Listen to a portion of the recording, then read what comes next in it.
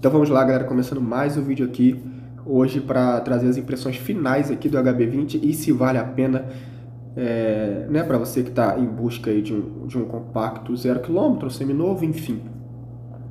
Se você está em busca de um HB20 ou de um outro concorrente, eu vou trazer aqui para vocês os pontos fortes, né, os pontos positivos.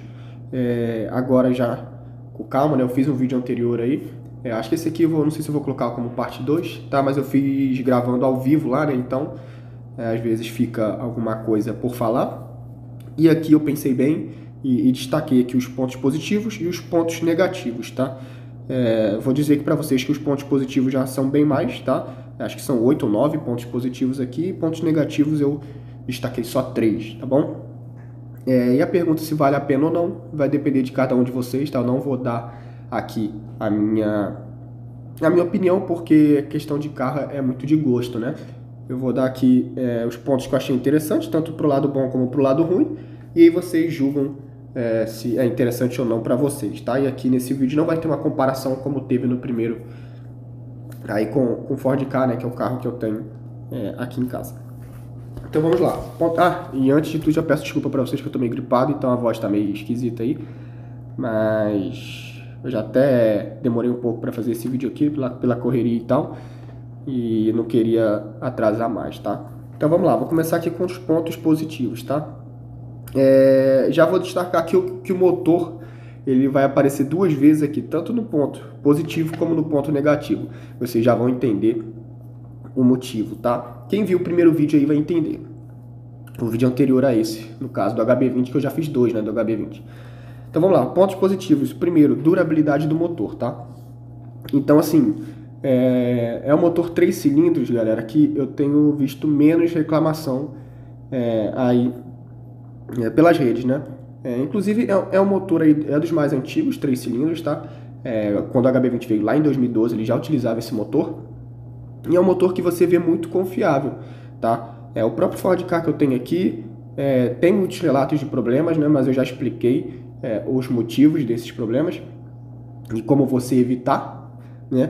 Mas o HB20 você realmente não vê. Você não vê relatos aí de problemas em relação a esse motor. Então, a durabilidade desse motor, dos 3 cilindros aí, eu acho que é a melhor de todas, tá? Se não for a melhor, tá na das melhores, porque é normal você ver outros motores também, como os Renault 3 cilindros, Fiat 3 cilindros, com problemas aí, tá? Não necessariamente pelo motor ser ruim, mas às vezes por falta de cuidado dos donos, né? Assim como eu já falei em relação ao Ford Ka. Mas no HB20 é bem raro mesmo, e a durabilidade do motor eu acho que é um ponto bastante positivo para a gente colocar aqui nesse vídeo. Segundo ponto positivo, vamos lá para isolamento acústico. Para a categoria é um dos melhores, tá?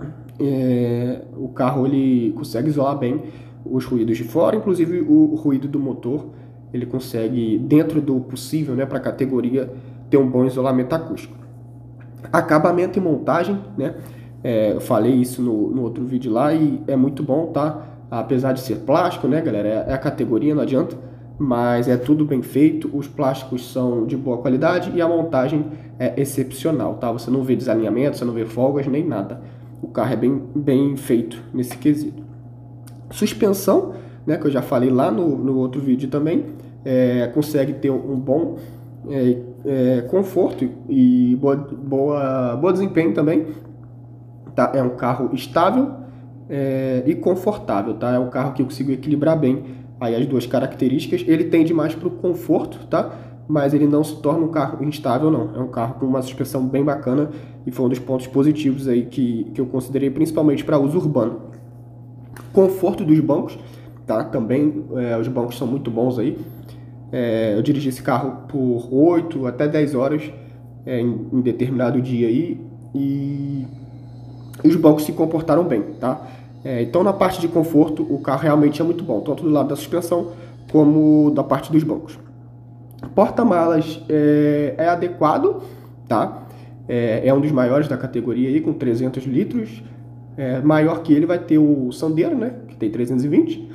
E de restante, assim, ele tá entre os maiores ali. Ele, o Onix, tem um porta-malas bom.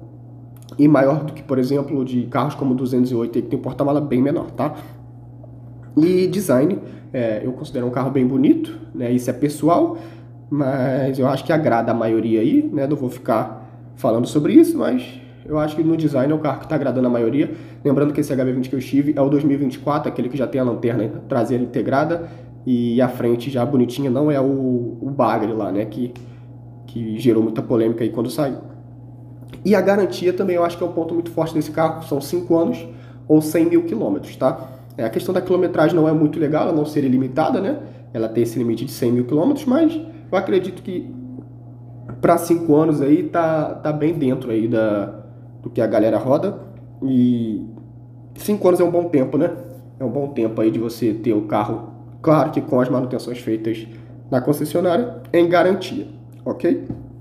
E agora, o último ponto aqui positivo que eu destaquei é a questão de equipamentos, tá? É um carro aqui que já possui o Android Auto sem fio, por exemplo, tem concorrentes ainda que não tem, e, e nas versões topo de linha ele tem até aquelas questões da condução autônoma, semi-autônoma no caso, né? Como permanência em faixa, esse tipo de coisa aí, piloto automático adaptativo, então é bem interessante nessa categoria esse tipo de equipamento, tá?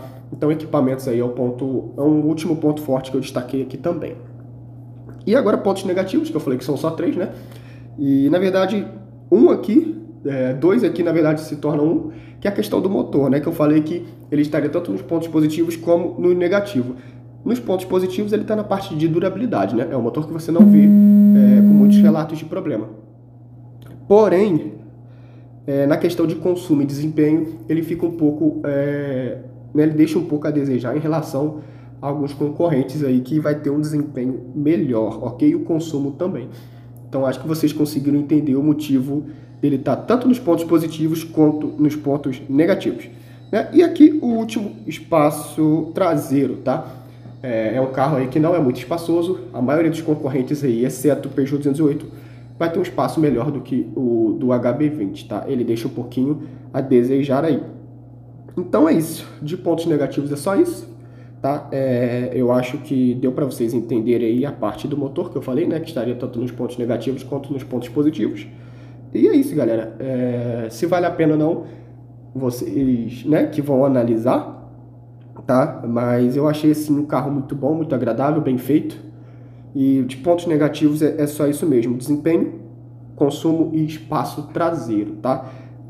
Poderia colocar aqui valores também, né? Mas não adianta, galera, todos os carros estão caros, então não dá para eu crucificar aqui o HB20, né, como um carro caro, todos os concorrentes aí estão caros também, é a realidade hoje do país, né? Então é isso, abraço, até o próximo vídeo.